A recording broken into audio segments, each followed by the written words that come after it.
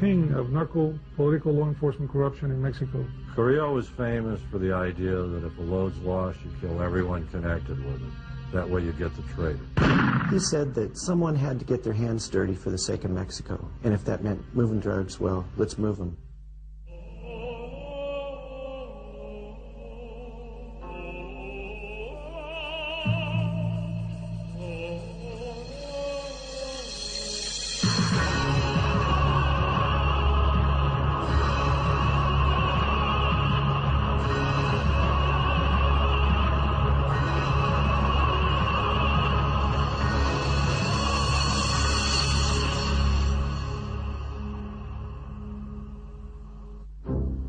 September 29th, 1989. It was the largest seizure of cocaine the world had ever seen. Over 21 tons with a potential street value in excess of $7 billion. Discovered in a warehouse in Sylmar, California. Boxes of the narcotic have been stacked 8 feet high alongside bags filled with over $10 million in cash. Investigators soon discovered that the drugs had entered the United States via the bridge that connects El Paso, Texas with the Mexican border community of Juárez. And while most law enforcement officials wouldn't learn his name for several more years, they were already experiencing the influence of a mysterious Mexican drug lord named Amado Carillo Fuentes. His rise to power and ultimate demise offers a rare glimpse into the narco-political underworld of Mexican organized crime.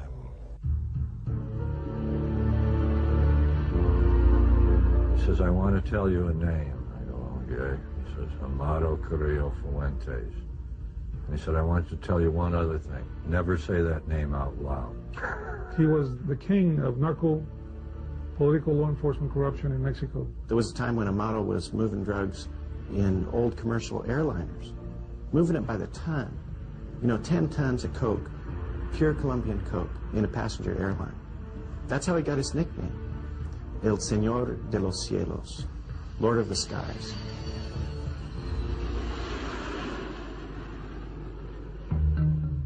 The 2,000-mile expanse of the Mexican-U.S. border has been attracting smugglers since before Prohibition, when men delivered whiskey to the thirsty patrons of Texas and Arizona. Marijuana was a drug of choice in the 30s.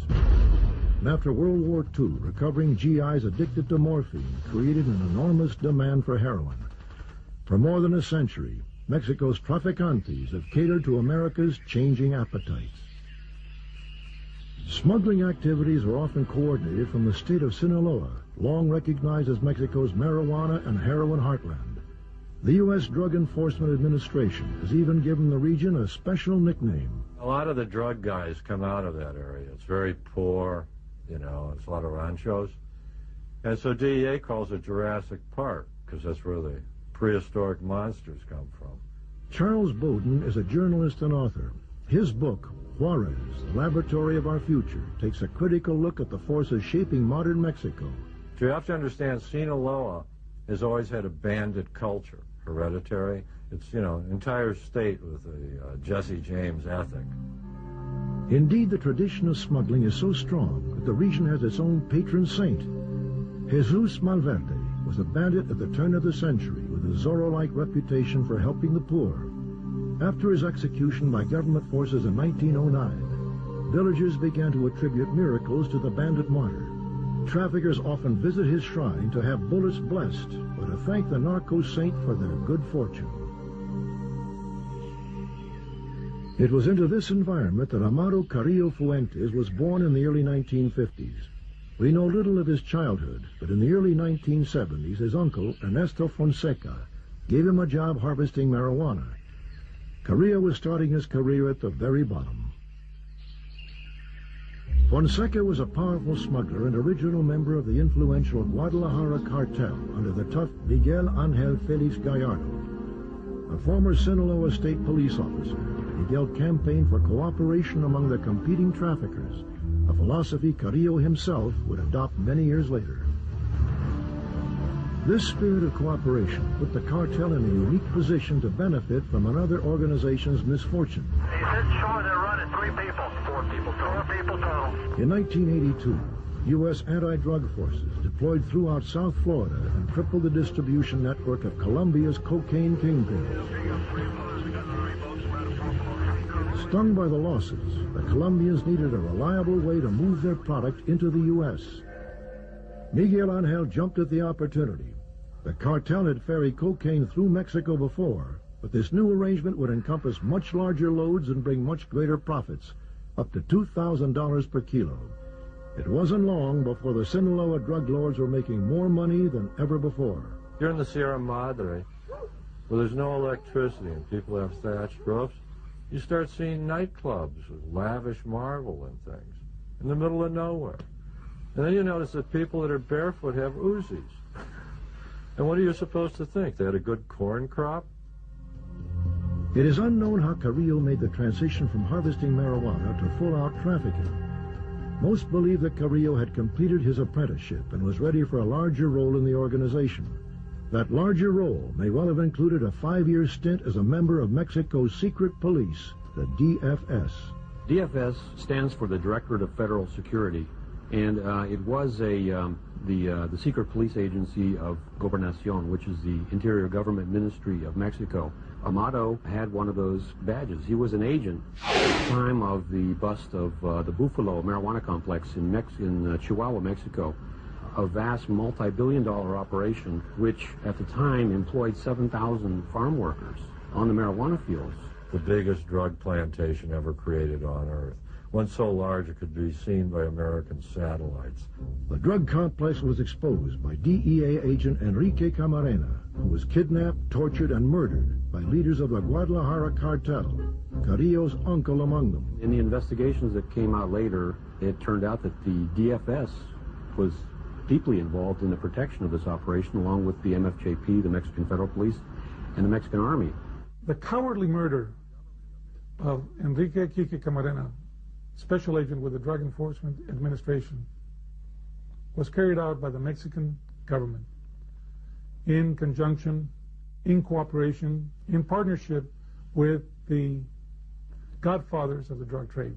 Phil Jordan retired from the DEA after 30 years of service, including 10 years as special agent in charge of the Dallas office and 1 year as head of EPIC, DEA's El Paso Intelligence Center, the largest database of drug trafficking information in the world. He and Camarena were good friends. To this day, Mexico has never apologized for having captured and delivered Quique Camarena to the traffickers. Because of the international pressures that resulted, mainly from the United States, the DFS dismissed 400 of its agents. And I have to assume that Amado was one of those 400 who were dismissed at that time. In 1985, Carrillo made his way to the border town of Ojinaga, a village situated near the Big Bend region of Texas that was rapidly becoming a major distribution center for narcotics in northern Mexico. It had always been very important for marijuana and heroin, but after the cocaine smuggling shifted from the Caribbean into Mexico, Ojinaga became cocaine central. At the time, Pablo Acosta was the undisputed crime boss of Ojinaga. Having smuggled heroin and marijuana in the region for close to 15 years, he had finally taken control of the region, or plaza, 3 years previous. In a process known as piggybacking, the Guadalajara cartel had added cocaine to Acosta's well-respected operations. Pablo's strength was that he had the protection soda for that whole region, and so the cocaine coming in was secure. Nobody had to worry about it. If it was in Pablo's hands, it was safe. Proof that Carrillo was in Ojinaga came in 1985, when U.S. Customs agent detained him for carrying an automatic rifle into Mexico. This was Carrillo's first and only run-in with U.S. law enforcement, and it produced the oldest known photographs of the man who would become Mexico's most powerful drug lord. Carrillo spoke freely with the customs officials, giving them a great deal of personal information. And even though U.S. intelligence had already identified Carrillo as a powerful trafficker, they did not know how the Sinaloan fit into Pablo Acosta's organization. They seemed at least to have had a good friendship. Pablo, when I was with him, was very proud of the ingot around his neck. I asked him about that. It was a 1-ounce gold ingot, and he said it was a gift of Amado, and then he showed his watch. It was a solid gold Rolex that also, according to him, had been a gift of Amado. He wore it everywhere. He was, like I said, very proud of that. In fact, when he died, he had the same watch around his wrist. Carrillo's arrival coincided with a sudden upswing in the amount of cocaine being flown into Ojinaga. experts now believe that Carrillo's role at the border was a dual one: to coordinate his uncle's Colombian shipments and to apprentice under one of Mexico's most experienced smugglers.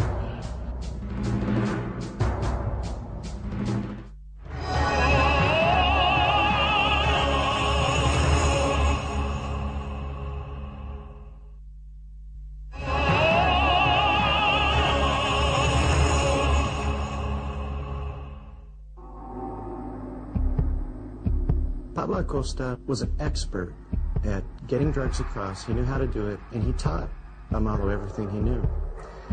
Amado was a little bit smarter, though. You know, Pablo Acosta used to freebase cocaine and do all this stuff. I mean, he was, even if he hadn't gotten killed in a shootout, he was on his way to an early grave.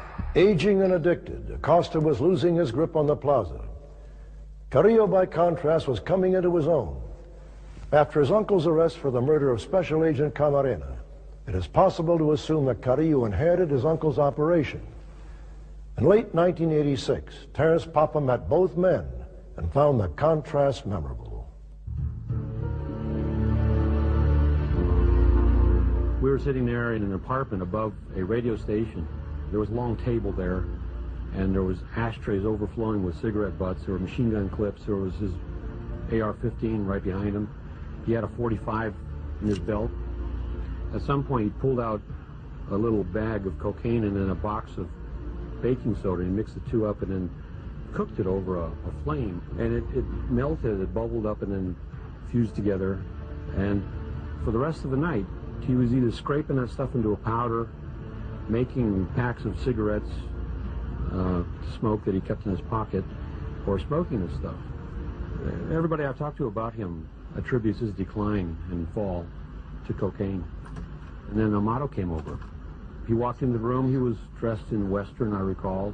You know, a little bit pudgy, friendly, a little bit overly friendly, in fact. There was one thing I remember, though, that really stands out, and that was a sort of a glint in his eyes. And I think he knew the fact that Pablo was talking to an American reporter spelled his doom. I think Amado knew that. He was aiming to take over. And taking over meant getting rid of Pablo. We will never know if Carrillo ever challenged Acosta's authority directly, but in 1986, the two men exchanged heated words at a restaurant in Ojinaga.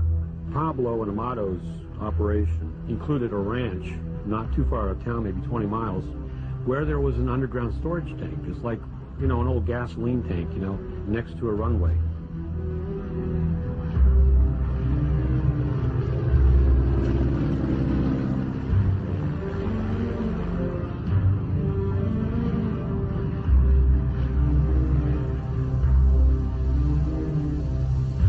You know, they'd fly in turboprops of cocaine, 1,800-pound loads, and then offload it and bury it in a tank. And only the traffickers knew about this tank. Somehow or other, the DEA found out about this tank. Somehow or other, Amado found out that the DEA knew about it. Now, independently of Pablo, Amado had 6 people rounded up who had knowledge of that underground tank. And he had each one of them tortured to death to find out if there was a leak or if they knew anything about a leak. None of them did, but they were all dead. Acosta confronted Carrillo, asking him what he had accomplished by killing 6 innocent men. Carrillo replied, coolly, Eliminas a todos, eliminas tu problema. it is better for 6 innocent men to die than for one guilty man to go unpunished. I think Amado learned some lessons from Pablo. He didn't learn the crack cocaine lesson very well because he appeared to do that for the rest of his career. But he did learn that the high profile had some real strong drawbacks. During his interview with Terence Papa, Pablo had revealed part of the protection scheme unique to Mexico's organized crime groups, that in order to control the plaza, he had to make regular payments to both the Army and the Mexican Federal Police. As soon as the interview was published, the order came from Mexico City to arrest Pablo Acosta. For the next 5 months, they chased him all over Mexico. He ended up hiding out in a river village on the Rio Grande, and he was trapped in an adobe hut for about an hour. They had a hellacious gun battle, and he was killed. He refused to give up. When Acosta went on the lam, Carrillo disappeared. Some believe he was involved in Acosta's death. I can't speak for the DEA. I can speak for the intelligence that was known, and the intelligence was that Amado Carrillo Fuentes paid the Mexican federal police $1 million to have Pablo Costa killed. Never have a high profile. Don't talk to reporters. Don't let anyone know your name. Kill people that publicize your name. Because that's what killed Acosta. He became too well known, thereby becoming an embarrassment to the Mexican government that employed him, which they did. The police and the government in Mexico get a cut of everything, including crime. So if you want to be a criminal, the head criminal, you have to establish that you're in charge of the plaza, that you represent the criminal element. Then you can go to the comandante and cut a deal. And the comandante will tell you, you can do anything you want, but if it gets to be trouble, I'm going to kill you, arrest you, jail you. But if that doesn't happen, you just give me my bite, and you can do business. That was the way the plaza system functioned. Over time, it was natural for individual plazas to band together into larger alliances. Carrillo's original mentor, Miguel Ángel Félix Gallardo, expanded his operations north of the border, forming the Tijuana cartel. Juan Garcia Abrego consolidated coastal smuggling with prohibition routes across the mountains to create the Gulf Cartel. The Juárez Cartel was under the control of Rafael Aguilar Guajardo, a former commander of the DFS, Carrillo's alma mater. It is from Juárez that Carrillo resumed his air shipments from Colombia, mere days after Pablo Acosta's funeral. Aguilar's former role as a federal secret policeman gave him unique access to the workings of traffickers throughout the region, information he most likely turned to his advantage in growing his cartel's influence. It is believed that Aguilar had an existing cocaine deal with Colombia's Cali cartel before Carrillo came to Juárez. Carrillo's connection to the Median traffickers was a welcome addition to the business. Then in August of 1989, Carrillo was arrested in Guadalajara, charged with trafficking for the Colombians. The military confiscated 6 of his aircraft, 4 of them jets. He was released a few months later. He was arrested, though. A photograph was taken of him that was distinctly different from the photograph taken of him in Ojinaga when he applied for a border crossing card. The only way that I could think of for a person to radically alter his appearance like that is through plastic surgery. Carrillo was in prison when authorities discovered the 21 tons of cocaine in Silmar, California. It is likely that the young drug lord had helped transport the narcotics into northern Mexico. I was in charge of the El Paso office at the time that that happened. We had an idea that there was a lot of narcotics coming across. We did not know the tonnage, which came all through the El Paso corridor. It was all through the Amado Carrillo Fuentes' organization. DEA in an intercept heard a conversation between a known drug guy in L.A. and a drug guy in Colombia. And the Colombian said, they didn't get the other 20 tons, did they? Silmar terrified the American drug community because it blew the whistle on how big the volume of the traffic was. And secondly, because they took it down and it never affected the price of coke on the street. By the spring of 1990, Carrillo was out of prison and the Juárez cartel was experiencing a period of relative calm. In contrast, western Mexico was becoming a war zone. Shortly after the arrest of Miguel Ángel Félix Gallardo, the Tijuana cartel split. Joaquín El Chapo Guzman and Hector Luis Palma formed the rival Sinaloa cartel. Miguel Angel's nephews, the Arellano brothers, arranged the revenge murder of Palma's wife and children. The Sinaloa cartel retaliated by sending 40 armed gunmen to attack a discotheque where one of the Arellanos was partying. The bloodbath culminated in the 1993 assassination of Cardinal Juan Jesus Posadas Ocampo, killed in a firefight at the Guadalajara airport. What that killing did, it outraged Mexican society. And it showed just how brazen traffickers had become. It showed the horrible possibilities of Mexico becoming another Colombia. The Juárez cartel took tremendous advantage of this uncivil war, expanding their territory and offering asylum to several traffickers caught in the crossfire. Even the Colombians found themselves having to make compromises. When Carrillo decided Mexicans wouldn't simply take a fee to ferry Colombian coke, but would move it for half the load. Because then when they took half the load, they started displacing Colombians in the United States in the distribution system.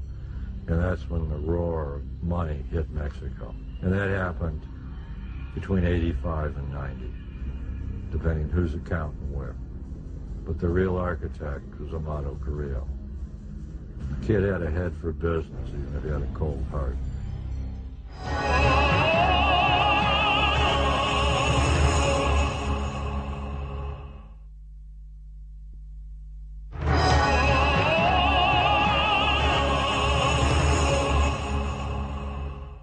The day he was murdered, his bodyguard driver didn't show up for work. A week later, that same bodyguard driver was in Juárez working for Amado Carrillo. Therefore, it looks like Amado was behind killing Aguilar, and that's when Amado Carrillo took over the plaza. What you have to understand is Juárez is not just another city. If you sit down and you open up a map of the United States, Juárez connects with major transportation arteries, railroad and interstate highways, in the soft underbelly of the Republic. It is the best location on land for a launching pad for drugs into North America, and is the most valuable thing to own. And Carrillo then owned it. Carrillo streamlined the operation almost immediately, bringing the loose-knit cartel into the modern corporate era. He used cargo planes and passenger jets to transport 10 to 15 tons of cocaine at a time. His pilots filed flight plans that blended the contraband into legitimate commercial air traffic. If the flights were detected at all, Mexico's anti-drug aircraft would be left breathing jet fumes. It wasn't long before Carrillo was given his most famous alias, Lord of the Skies. Carrillo's growing legend made it impossible for him to remain hidden. In November of 1993, he survived the only serious attempt ever known to have been made on his life. Amado Carrillo and his wife and children were eating in the evening at a fish joint. Nice one. Suddenly a bunch of guys stormed in, started shooting.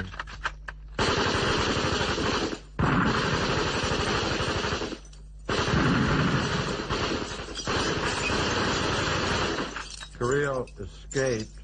It's believed by DEA that the reason Carrillo survived was he'd been careful enough that even his assassins didn't know what he looked like and shot the wrong man. It is still unknown who ordered the hit.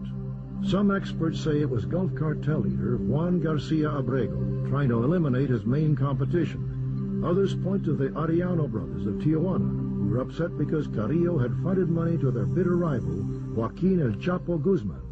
They have a saying in Spanish, plata o plomo. That means silver or lead. You take the money or you get a bullet. And that's how these guys operate. Carrillo paid his loyal followers well. Conversely, he showed little mercy for the disobedient. And security leaks, intentional or accidental, were treated with the same swift surgical response.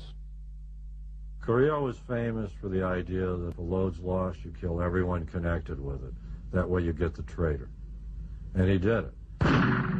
Carrillo took in 93 and 94 to killing people where he wanted the bodies found, and were tying them with yellow ribbons as a message. Gradually, Amado progressed. He apparently owned the only tiger in Juárez.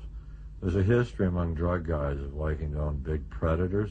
In 96, the tiger escaped actually and ran around in the streets there. Was captured and sent to Ciudad Chihuahua, the capital, to be placed in that zoo.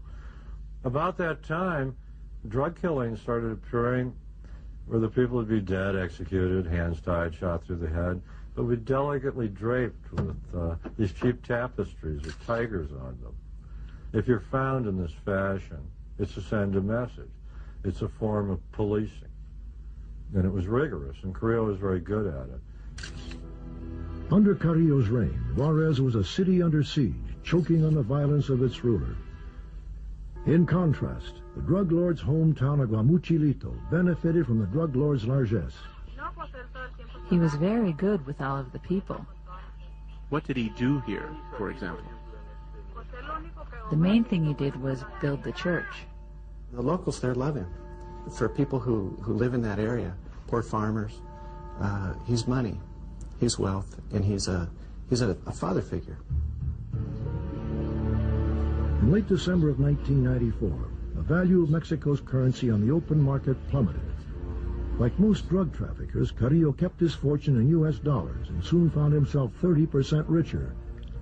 In 1995, however, events conspired to make Carrillo's empire even more profitable. Colombian police arrested the Rodriguez Orejuela brothers, Carrillo's primary contacts in the Cali cartel. With the Median cartel in similar disarray, Carrillo arranged for the direct purchase of cocaine from farmers in Bolivia and Peru. What Carrillo really did was become almost a single broker for cocaine.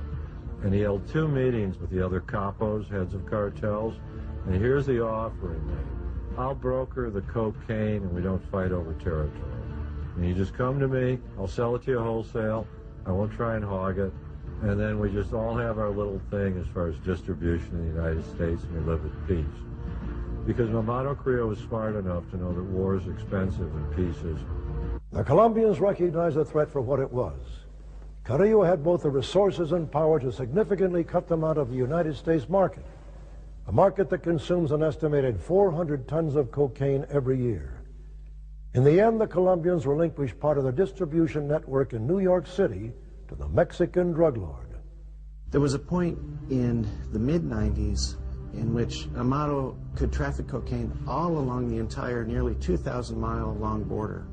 He could even go through Tijuana up into San Diego and Los Angeles, even though some of his bitter rivals are there, the Arellano Felix gang, notorious for violence. But Amado was always a peacemaker.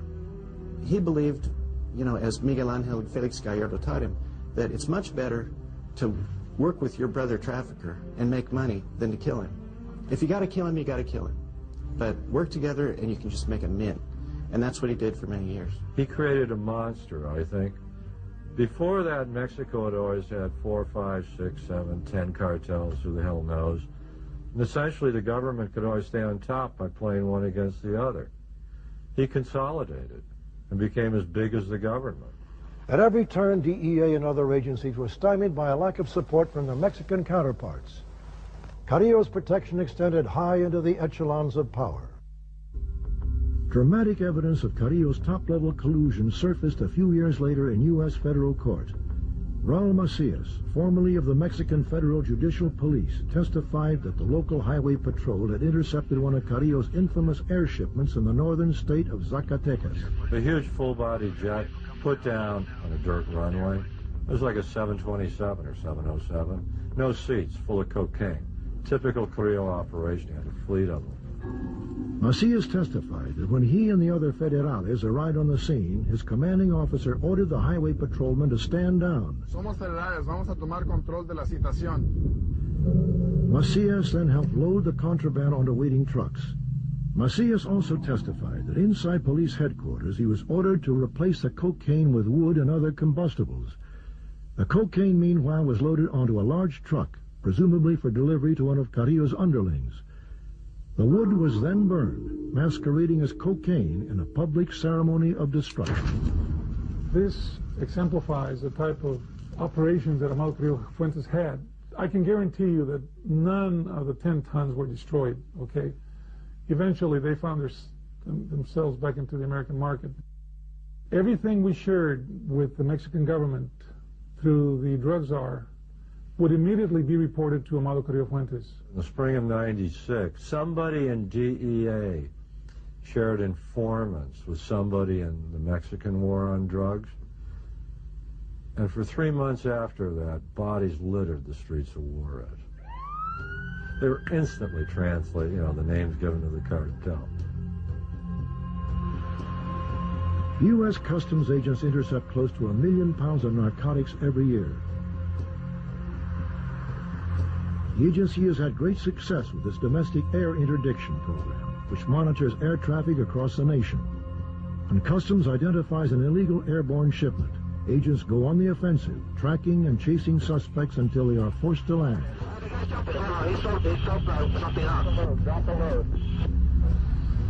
At the border crossings, gamma ray and backscatter X-ray imaging devices peer deep into the vehicles to expose expertly hidden narcotics. But even with the latest technologies employed to stem the flow of drugs into the United States, weak links remain. The border with the most traffic on Earth is the United States and Mexico. 250 million human beings cross it every year. There's no way to police it. U.S. Customs doesn't inspect 10% of the vehicles coming in.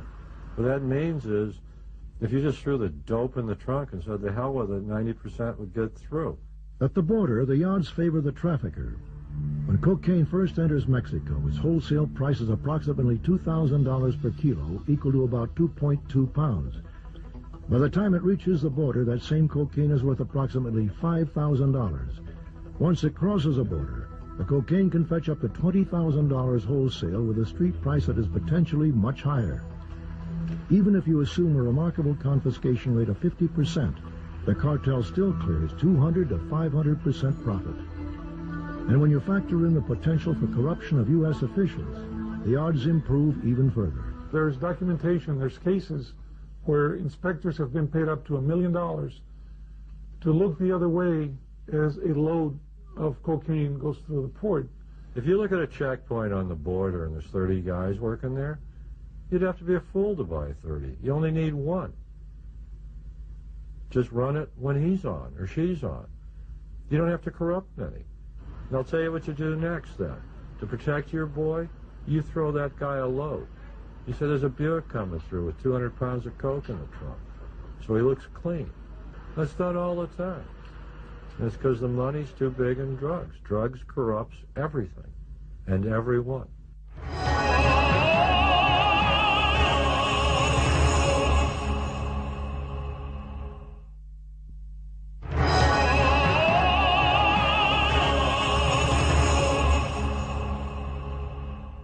The Juárez Cartel had only one consistent vulnerability, his cash flow. Until the gargantuan profits had been laundered into legitimate-looking dollars, Carrillo couldn't touch them. Drug money is not hiding in the ground in 55-gallon drums. Drug money is in commerce with the rest of the money.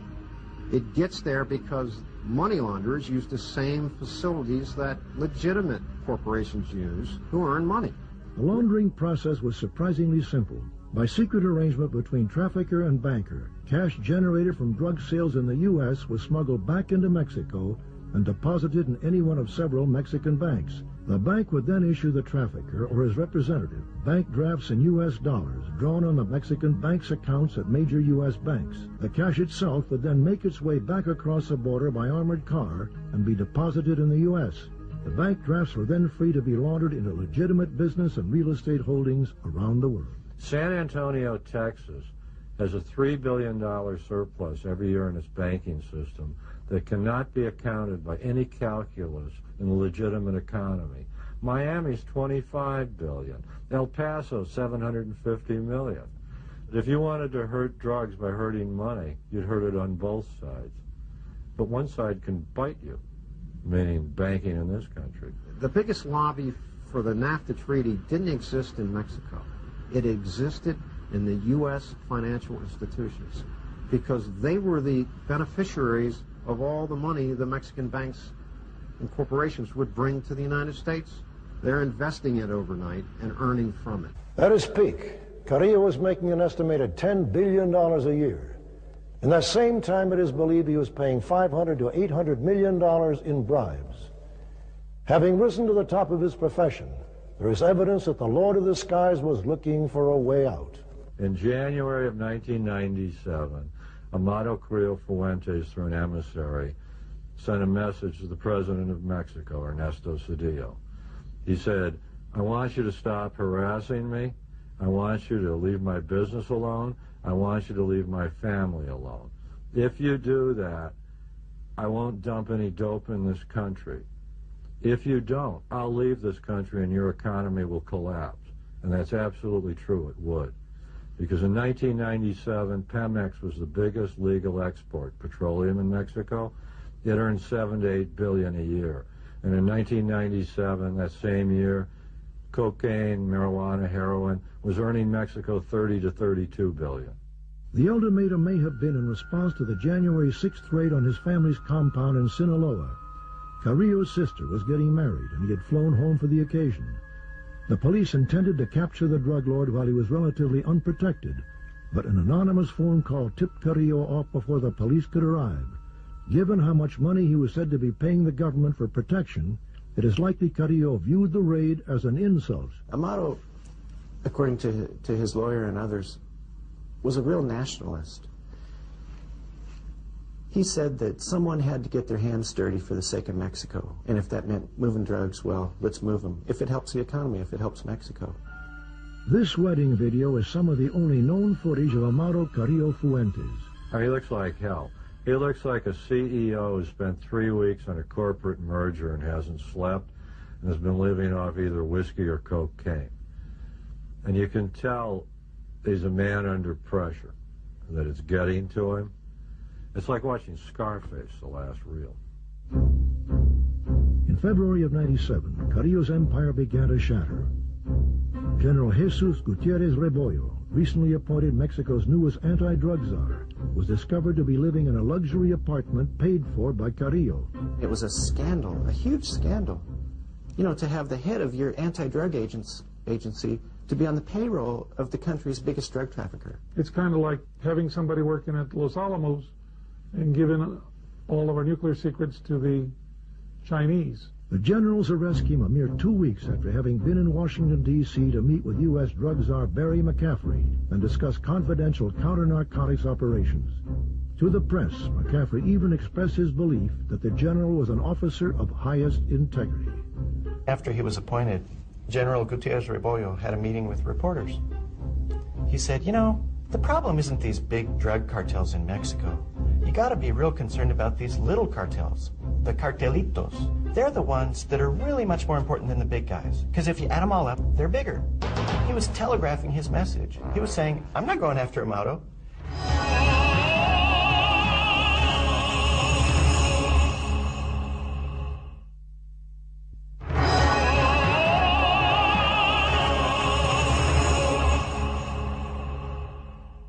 Every year, the United States scrutinizes cooperative anti-drug efforts around the world in a process known as certification. Countries that fail the review face trade penalties. The government and the media have unearthed new information confirming previous suspicions about the extent of narco-corruption within Mexican institutions.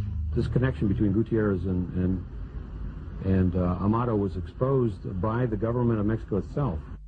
Mexico's failure to confront these cartels does not protect a single child on any street of any city in the United States of America. We stand by the decision, obviously, to have the United States certify Mexico, and we're very much opposed to the efforts in Congress to reverse that decision, because we don't see how it helps the United States to walk away from Mexico when both of us are together, working together in a fight in the drug wars. It's almost become a ritual now. Every time certification comes up in February, the Mexicans end up offering something, a sacrifice.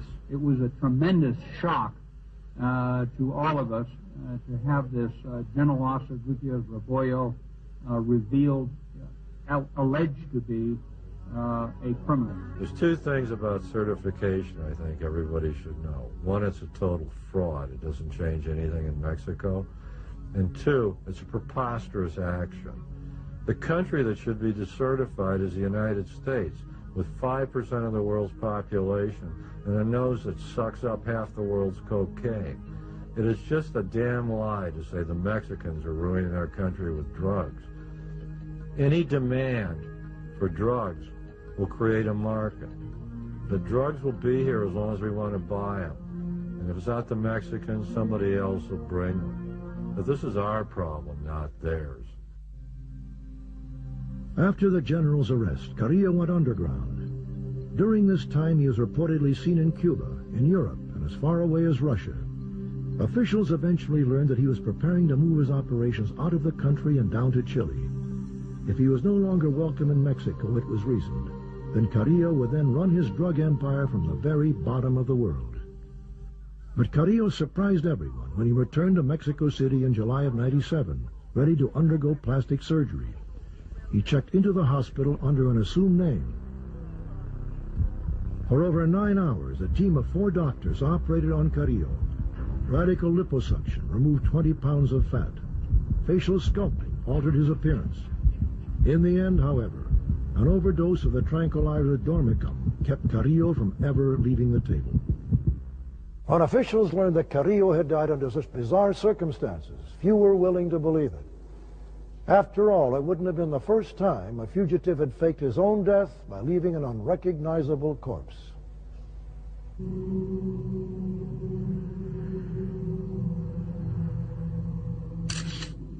It so happens that the DEA, or the FBI, I'm not sure, but a couple of agents were allowed to take fingerprints of the body. And a comparison was made with the fingerprint, the thumbprint, of Amado's border crossing card that was issued to him in 1985. This allowed Thomas Constantine, who was DEA director at the time, to announce, even before the Mexicans did, that it was in fact Amado. And I think that's correct. 4 months later, the bodies of Carrillo's doctors were discovered stuffed inside oil drums along the side of a deserted highway. They had been extensively tortured. It's widely believed that the family members did this to the doctors. That's very likely. The family wanted to find out why Amado died, and so they tortured people to death to try to find out what the truth is. Through sources, know of a person who saw the body the night he died and said the sutures weren't even stitched. Well, plastic surgeons close the sutures. You're paying to not have scars. That's the whole idea, to change your appearance, which would suggest somebody deliberately killed him by injection. The question there is, who injected the chemical? Did the government kill him? Members of his own cartel, another cartel, American law enforcement, or the CIA? Mexican authorities are convinced it was murder, but they haven't offered any evidence. My theory is that he really did die under plastic surgery. He had been using crack cocaine for at least 10 years. That has a tendency to degenerate your organs, your heart, your liver. What the truth is, probably the Carrillo family, they're the only ones who will ever know.